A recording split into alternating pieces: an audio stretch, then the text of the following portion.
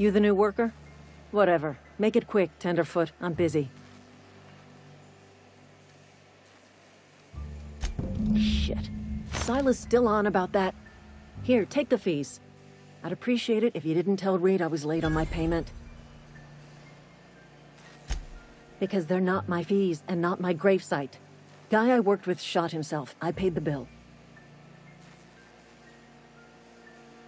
I could do without the sarcasm. Wasn't acting out of the goodness of my heart. Law requires delinquent gravesite fees to be paid by the deceased party's closest living relative, which meant me. Shame, though. Eugene was a good worker. Woke up one morning and put a round through his upper story. Can't imagine why. The kid was doing all right at his desk. We all thought he was an upstanding receptionist. Just between the two of us, I'm pretty shocked his weapon didn't misfire. Spacer's Choice handguns aren't the most reliable. Eugene wasn't family. Yeah, I was the closest living person relative to his body at time of death. I'm the one who found him, you see, so I pay the fines. Suicide's a crime. The legal term is irreparable damage to company property. What Eugene did to himself was vandalism.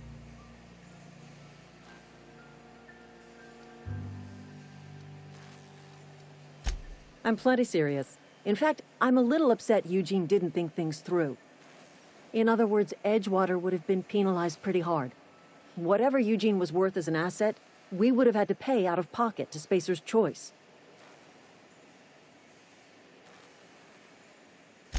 Well, excuse you. I'll have you know, Eugene was an asset to us all. May his atoms be commended to the law.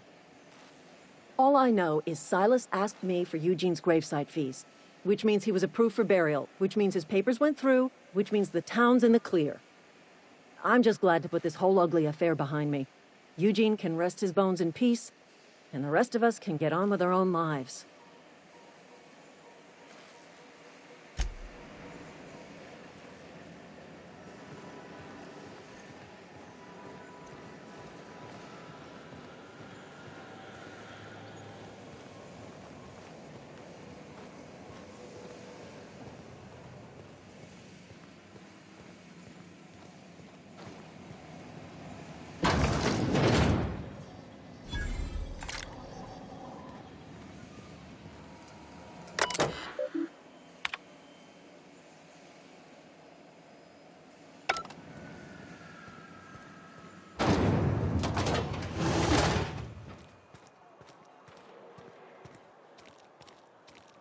Hey, you hear about Wilson? Heard Marauders got in. Just between us, Wilson deserted. Lost his nerve. Ran off in the thick of night. You kidding me? Okay.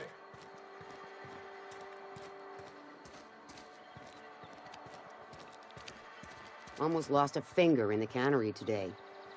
Don't let the boss catch you saying that.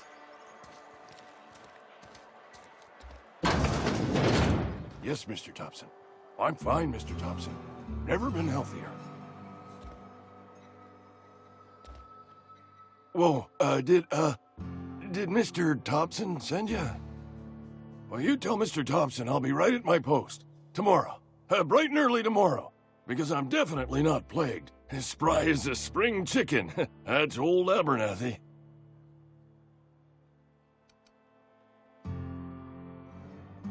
You some sort of wandering alienist? Walking into a man's own domicile, pestering him about his mental state?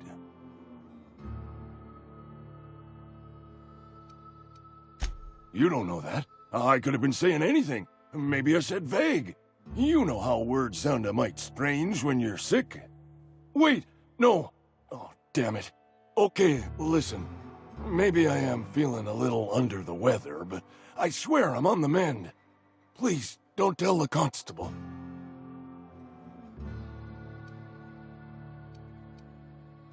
She'll toss me in the sick house. I would have confessed before the good vicar. Get some ablutions for my spirit. Just never found my courage is all. Hey, you're hale and healthy and possibly for hire, ain't you? Do a good turn for an expiring old man? Couple hours out of your day and some light second story work. That's all. There's a cache of anthracillin tucked away in the old community center. Powerful stuff. Stronger than what we got, anyway. I need you to break in, nab that medicine, and bring it back to me. You oblige me with your haste. I think I feel the plague spreading. Oh, Law, it's in my spleen now. I can feel it. Just keep your head down when you're in there. Marauders have taken over. Probably tracking mud all over the archives.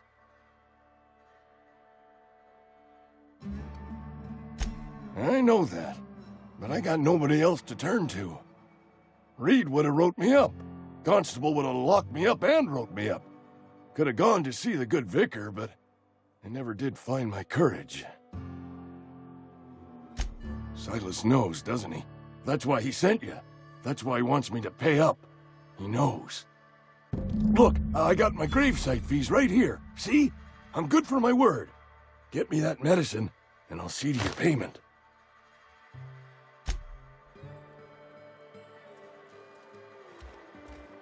You're making a mistake working for Abernathy.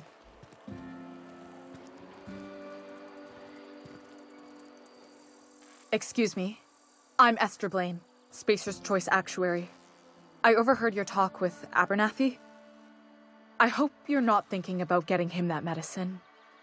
Abernathy is a well-known hypochondriac.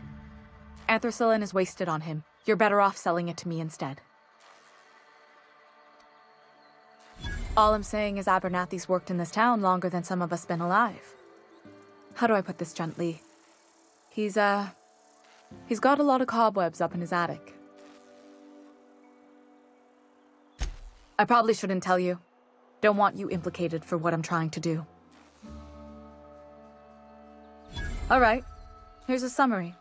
A lot of sick people in this town, and we don't have the medicine to treat them all. Can't reach out to corporate without crossing a river of red tape, so I'm reaching out to you. Something like that. Look, I'm not in the habit of law-breaking, but sometimes you've got to do the wrong thing for the right reasons. That's all I can ask of you.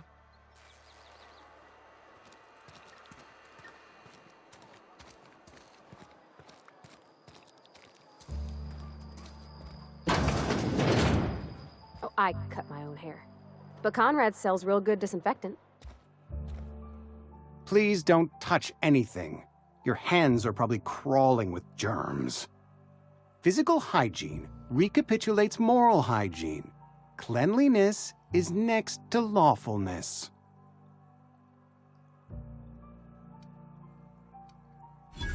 No, thank you. That's quite all right. I've seen enough body parts in my line of work. I'm Conrad. You will report to me if your hair fails to meet Spacer's Choice aesthetic standards. You will also report to me in the event of your death, whereupon I will clean and prepare your remains for interment.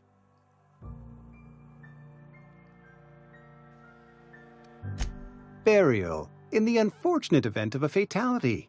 It's what a barber does. We make you presentable. Ah, gravesite fees. Silas and I had talked about this at length. I thought I'd made it clear my pecuniary situation precludes the necessary restitutions.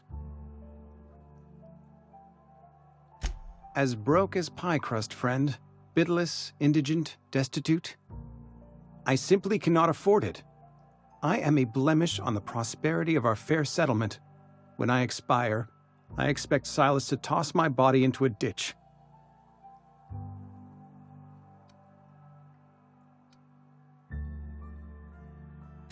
Thank you, no. I despise the cereals. Tell Silas I can't afford to pay, and that I fully expect to have my medical rights revoked for this dereliction. With my apologies. Some time ago, I fell ill with the plague. By the grace of the law, and through my own hard work, I'd proven worthy of treatment. Frankly, I don't imagine I'll earn that right a second time. The barber work hasn't been profitable, you see. I've had to keep this old place running with my own savings. Not a bad idea. but I'd need some kind of collateral. My pair of lucky clippers! No, that won't do. Your idea intrigues me, but I'm afraid I don't have anything to give Silas. I'm open to suggestions. Much obliged.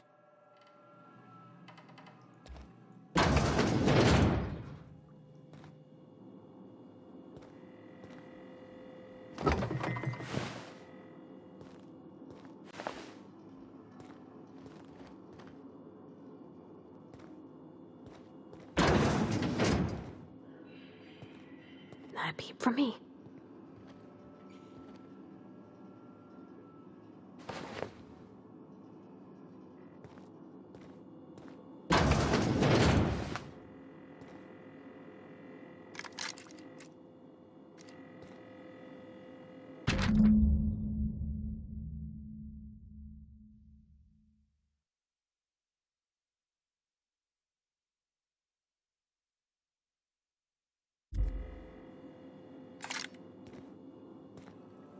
What can I do for you?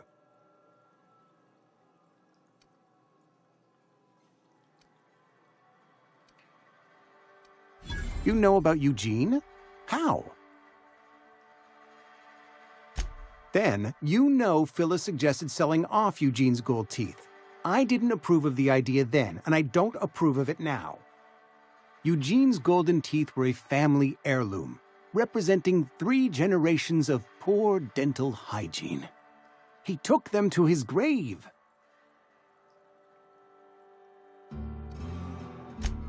More than a few. Those teeth were his personal savings. I can't ask Silas to dig up a man's body and pry a few teeth loose from his jaw just to pay my bills. Can I? Are you asking rhetorically? Because if you're being serious... Ugh, gross. Desperate measures, Miss Holcomb. Desperate measures. I'm going to have to ask Silas to dig up those teeth. It's the only way I'm paying my gravesite fees.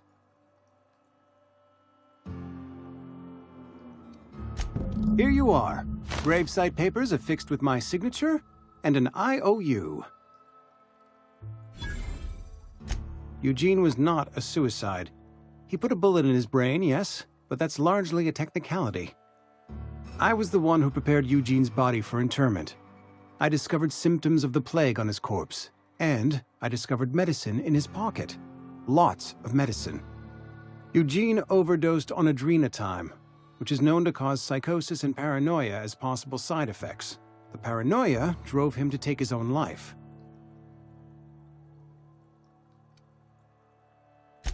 We can all thank our lucky stars that young Eugene was hopped up on medication and suffered its predictable side effect. I included it all in my official report. I'd like to think I saved Edgewater a great deal of money.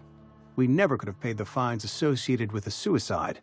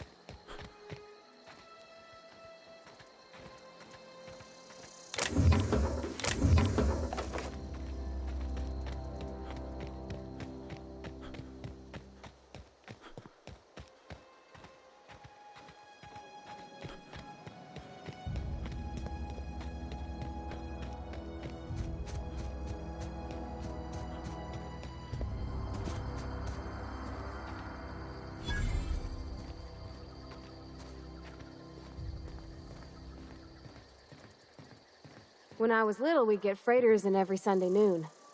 Now they only come but once a month. I love the wind here. Thank the law. I've been requisitioning backup for months. Guess the boss finally came to his senses. You ever swung a truncheon? Let me see your rifling stance. I want to make sure you're up to snuff.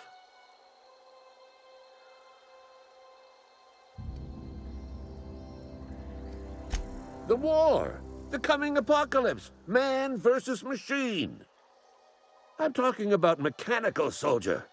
Cold, heartless automatons made of iron and lies. Just my luck. I ask for backup and the boss sends me one of them simple folk. All right. Listen real close. Auto-mechanicals. Creatures forged in the fires of malevolence. I seen them over by the old power plant. Clattering about. Firing at the birds. Orchestrating their uprising. When the swarms of mechanicals come clanging on over that hill, where will you be? Cowering beneath your cot? Or standing, shoulder to shoulder with the resistance? I told Silas I'd pay my dues if he agreed to join the resistance. Guess this means he's finally heard the calling. I've been gathering up a war chest over the years. Saltuna cans, mostly, some Spacer's chaw, a few bit cards. I'll reward you for your aid. Enlistment fees? Yeah, I suppose. Wouldn't want to give the Resistance a bad name. They have sent a scout, prowling around the junkyard just behind our beloved town. This scout must not be permitted to return to its base of operations. Cross it off, then report back. Mechanicals got a weak spot in their midsections. I think the technical term is, the blue glowy square thing.